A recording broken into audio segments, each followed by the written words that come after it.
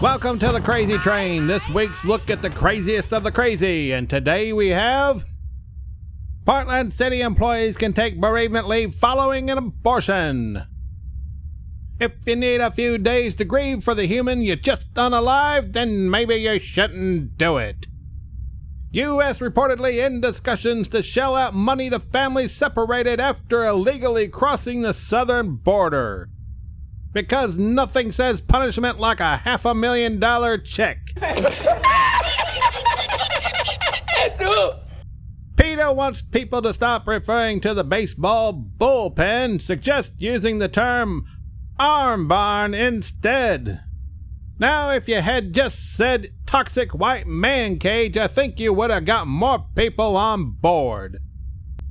Producer of Avengers movie admits one scene was reshot after audiences said it was pandering too much.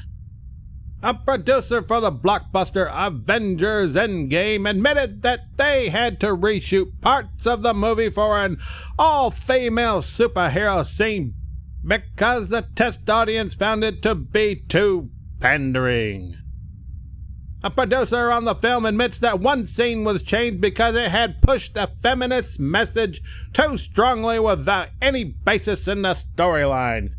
When we started screen testing it, there was a little concern for, does it come off as pandering? Yes, it did. Are we going to get people saying, oh, you're just putting that scene in there just to put the scene in there, and you did? Does it actually have a story to tell with the rest of the narrative? No, it didn't. That was always a concern at the back of our heads. It should have been in the front.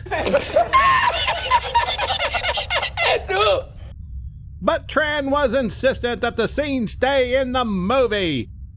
So Marvel Studios shot additional scenes in order to show the female superheroes in smaller groups before the big scene. That made it flow easier and look less like pandering. Bullcrap! Despite the reshooting and editing, some critics still complained that the final product was still too ham-fisted in the attempt to empower women in the all-female scene. Others on the left complained that the scene felt shoehorned into the movie and wasn't a good enough expression of feminism. Well, I guess you just can't please anybody. CDC director says Biden admin has education and counseling plan for essential workers who refuse COVID vaccine. Yippee! We get to go to camp. I hope they have archery. Dave Chappelle. Need I say more? Hannah Gatsby's not funny. Actor Dax Shepard says he won't protect his 6 and 8-year-old daughter's virginity. If my daughters are horny and want to have sex, my response is they can be the biggest town sluts in history just as long as they don't get their esteem from it. I'll tell you one thing that my wife does that's ingenious, Shepard explained. When she describes sex to our children, she says, and then the woman takes the man's penis and puts it in her vagina. So right away, it's like, you're in charge of this. You will decide to put this in your vagina. Not the man puts his penis in your vagina. Oh my God, that's a lot of vagina. Does Hollywood have a school that teaches you how to be the worst parents imaginable? We'll be watching your OnlyFans career with great interest. And other news, Jerry Nadler doesn't understand how the Constitution works. You said that you could use a semiotic weapon to fight tyranny. Sure. You mean you'd use it against American troops? Apparently, the guy who crapped his pants on stage doesn't understand what the Constitution is for other than to wipe his own. Instagram model excoriated for pics with father's dead body? Good Lord, I think she put her shame in the casket and buried it 6 foot under with her disappointed dad.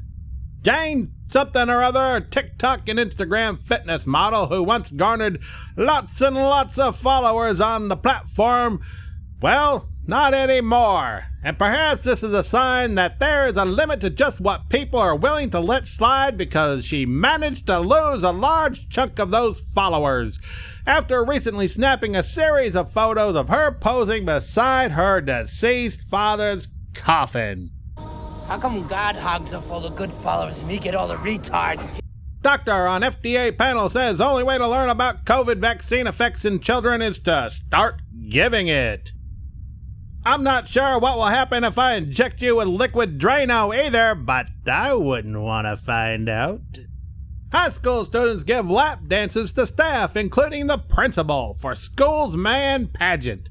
Now an investigation is underway, and this isn't the first investigation going on involving the principal. Students dressed in very little clothing gave lap dances to staff members, including the principal, at a Kentucky public high school, while girls dressed as Hooters waitresses during homecoming week activities. The paper added that an investigation is underway to figure out what went down as part of Hazard High School's man pageant and costume day. Well, it's very apparent what went down: common sense and decency. In related news, fully masked outside virtue signaler Karen's only problem is that people found out about it, not that they actually did it. New Zealand Prime Minister smiles chillingly as she admits COVID policies will create two different classes of people. Yeah, campers who concentrate and camp counselors.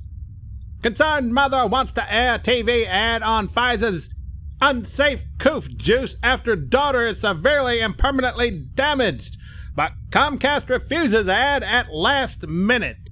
I guess Comcast just don't want to show a child that was hurt by the coof juice because they're afraid children will get hurt not taking the coof juice. Or maybe they're just afraid of hurting the agenda.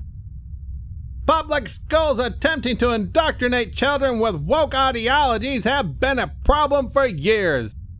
But Broward County, Florida is reportedly taking things a whole new level of crudity. What in the world is wrong with Broward County these days?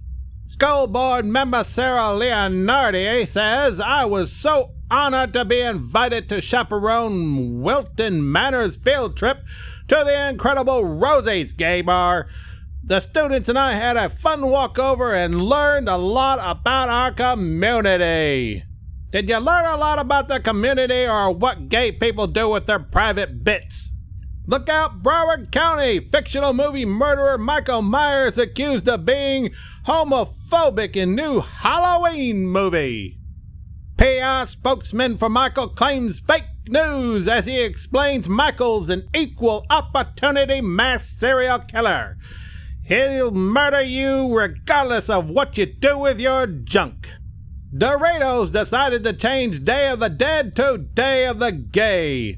It went over about as well as Latinx. Twix presents Bite-Size Halloween.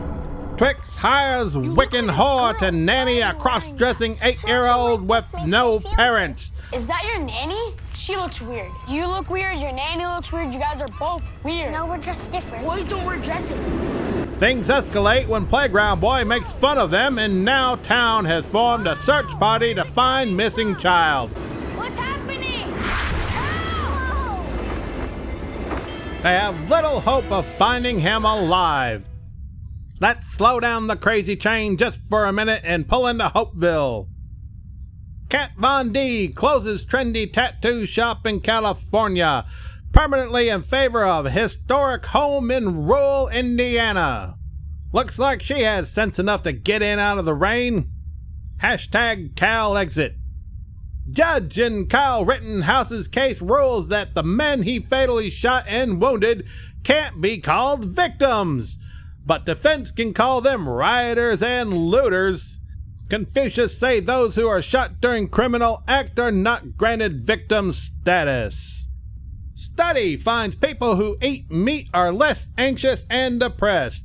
So get out of the garden and kill a cow. You might be happier.